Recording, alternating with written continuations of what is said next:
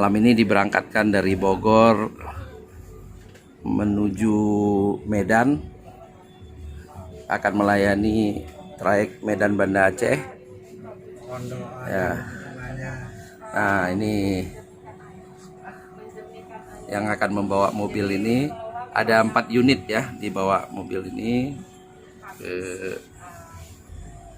Medan Aceh. Nah, kita bisa pulang ke PD dengan mobil ini. Wah, saya kira itu Bapak sering kenal. iya. Kayak ini karoseri baru, mengikuti PSBB ya, jaga jarak sehingga ada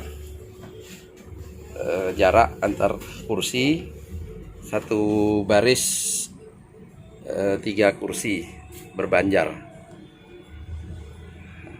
Makin mantap bus Medan Banda Aceh, Ceroh Tat.